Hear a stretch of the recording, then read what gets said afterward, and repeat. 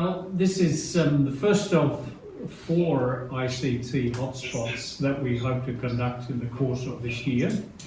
And the first one, as you know, is at Rockingham, and we are sort of looking at sort of trialling it in different places and all of that sort of stuff. So we're a bit new to this, but hopefully it'll be helpful to everybody.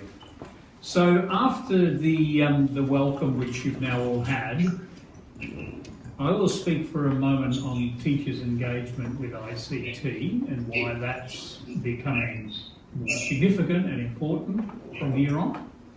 And then we're just simply going to go into 3 different presentations, and they happen in this instance to be all from the Rockingham staff. It doesn't have to be that way, right? But for the ease of getting the first one underway, this was the way we chose to do it. We had some nice easy things, so that worked out well. It doesn't have to be this way. And then around 5 o'clock we will conduct close. Jack will conduct the close. So thanks Jack and Rockingham for hosting today, and we hope you have a great session. So the question that I intend to really get to is this question of why does every teacher need to get on board in relation to ICT. Perhaps we've seen a period where we have been able to sort of stand back and go, yes, we'll let the enthusiasts get to it. Yeah, good idea.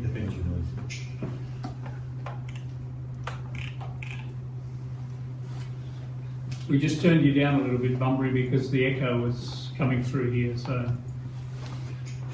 So we have been sort of having a period where we said, okay, people are into ICT, enthusiastic about it, like this sort of stuff, let's see them develop it. But we have sort of turned the corner a bit in relation to that, and there is an element of compulsion, there's an element of, we all need to get serious about this. And really there's 2 reasons for that, and the first one lies in the West Australian curriculum, which, as you know, has taken over the main tenets of the Australian curriculum and certainly has taken over that whole area of general capabilities. And ICT capability is actually a very big area in that. So one of the general capabilities in the Australian curriculum and now the West Australian curriculum is indeed that aspect of ICT capability. So that sort of puts the onus on each and every teacher really to say we actually do need to get involved. And the second element is also the aspect of the Australian professional standards for teachers, and there are 2 standards which are very directly connected to the aspect of ICT and usage of ICT in classrooms and your ability, your competence in relation to doing that.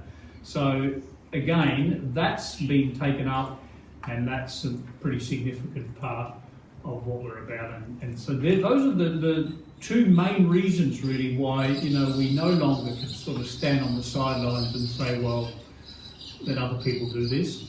It's sort of an area that every one of us actually does need to engage with. And actually really even it doesn't make much difference then whether you are 21 or 61. The obligation is the same, or 62 for Jack's case. 63 for Jack's case. So let's have a look at those 2 areas, shall we? The general capabilities, right? Now I've taken this directly from the Australian curriculum documentation, which actually states the nature and the scope of ICT capability is not fixed, but is responsive to ongoing technological developments. This is evident in the emergence of advanced internet technology over the past few years and the resulting changes in the ways that students construct knowledge and interact with others. And there's a couple of interesting thoughts there. It's very hard to stipulate actually this is what you need to know in relation to ICT, because ICT is obviously an emerging thing, and matters change much faster than what we can actually keep up with probably. New things come on board, and then there's this app and there's that app, and it applies here and it applies there. So there is that element the ongoing technological development. So the capability has been framed in such a way to cover that, so that it doesn't have to be adjusted the moment there's new developments, and we just really need to sort of, in a way, keep up to date with some of the developments that there are and keep evolving our own practice in relation to some of those things as well. But I think what's probably most interesting is that sentence towards the end, that aspect that students, the changes in the ways that students construct knowledge and interact with others. And this is more than just simply saying, well, here is a way in which I can support my actual learning. It's a different way to learning, and it's a different approach in terms of constructing knowledge and getting a sense of what's what.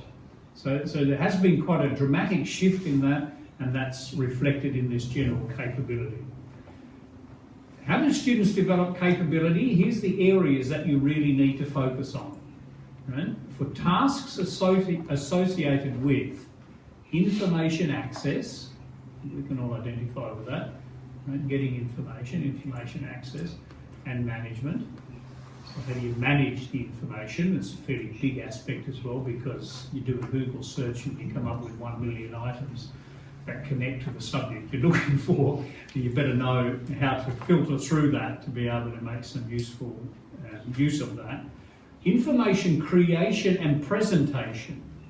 Right? So once you've developed something, and how are you going to then communicate that back? So you're dealing with the aspect of presentation. The whole issue of problem solving, I think that's a big one, in the sense that often in the past, it was a matter of presenting data, this and that. Now you have the data at fingertips. The ICT applications can actually produce the graphs for you. You don't actually have to draw them, and students don't have to draw them.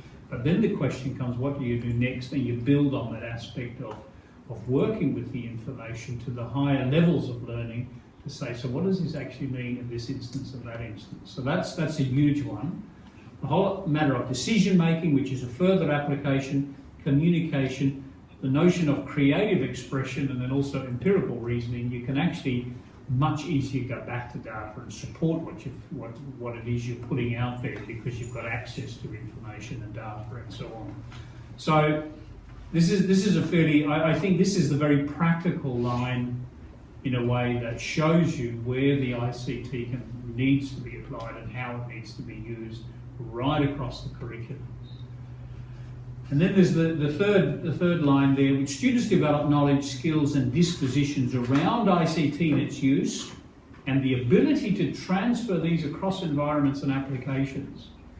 Right? There is a little bit of a temptation to say, oh, technology is an area in our curriculum, so all that learning will happen in technology, and we don't have to worry about that. But it's really technology. The technology curriculum has got a different sense and a different focus. Right? And this particular focus is really an aspect of, hey, ICT is something we use in a host of different areas of life, and we apply them in different ways, and it's something that every teacher actually really does need to come to grips with. Now, if you want that document, you can get it from there, right? And if you don't want to copy all that down, because it's pretty hard to do so, just go to Australian Curriculum, look up general capabilities, and then go to download the PDF, the ICT PDF, because there's a PDF for every one of the capabilities. Download it and have a quick look at it, and you'll actually see how that relates and further deals with the notion of ICT usage in the classroom. All right, the second element is the Australian Professional Standards for Teachers. Now, again, you need to look at a number of the professional standards, and understand for our schools too, the professional standards are actually taken up in the whole process of teacher performance development and so forth. They become a fairly basic document, and on which the performance development of teachers in FRSA schools is built on. Okay, so you've got your duty statement, but besides that, you've got the professional standards, and actually your performance development is connected and linked to that, which means also that these particular standards that relate to ICT And this one I think is 2.6, Information and Communication Technology, and it does the normal things, you know, graduate, proficient, highly accomplished, and lead. And my suggestion in relation to this is some people will more readily become a lead teacher in terms of ICT, you know, because it suits them better. It's sort of a bit of a natural bent that they might have. They're interested in technology, but I do think there is an obligation on each and every one of us to get to that area of proficient. Every teacher, I think, needs to get to that area where they can say we are proficient in the use of ICT in terms of the manner in which it gets used across the classroom. And there's the second one, which is in 4.5, use ICT safely, responsibly and ethically. Again, I think you'll appreciate the significance and importance of that also in our own schools. There's a lot of possibilities of misuse and abuse of ICT, and we don't want that to happen, so there needs to be that proper approach towards ICT so that it gets used safely, responsibly and ethically, modelling that towards the students, but also practising that for ourselves. And again, not everybody needs to become necessarily lead teachers or highly accomplished teachers, but there should be, and there will be, I think, a requirement that everybody gets to the level of proficiency at very least in this particular area. Those are the two reasons why, in essence, you need to come to grips with the aspect of ICT and the general usage of ICT, and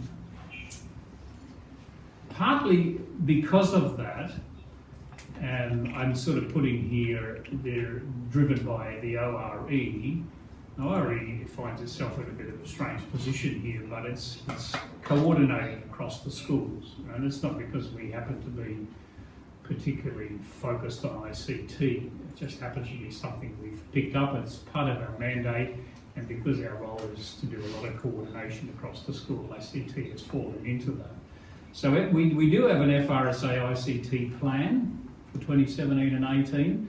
There's a fair bit in it that relates to hardware and software, etc., but two of the recommendations in that plan which we're enacting are the ones that I've got here on the screen, that ORE arrange and deliver IT school leadership training by way of school leaders forums and or conferences, and we have that on our agenda for the school leaders conference in August of this year. And so that'll be part of it, because we have seen that the leadership that's exercised in your schools in relation to ICT makes a fairly big difference in terms of where the school sits in ICT. And the leaders that are promoting it and are helping to get it established in the schools, they're the schools that have probably been more successful at this point of time. And the other thing that has been agreed to do, this was also a recommendation that ORE arrange the ICT hotspots, bringing teachers together in relation to application of ICT to teaching and learning, and in relation to sharing knowledge and information about specific software.